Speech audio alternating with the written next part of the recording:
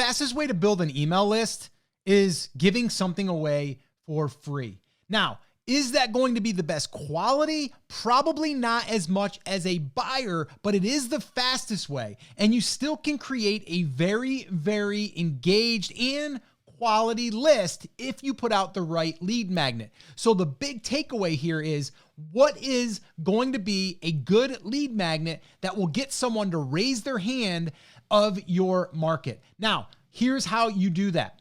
Make sure that whatever you're giving away is going to be something that only a potential customer would want. Here's an example. This right here, this video, it's about email marketing and email list building. I have a lead magnet that you can go to right now. Head on over to emaillistplaybook.com. Now, this is a paid lead magnet. It's under $5. Go check it out and you will see exactly what it looks like to have a lead magnet that is getting someone to raise their hand in your market that you could potentially help, or that someone would want to buy from you. When someone grabs a copy of that email list building playbook, guess what? I know that they're interested in building a list, and I know that that person may want to eventually buy one of my products. It's really that simple.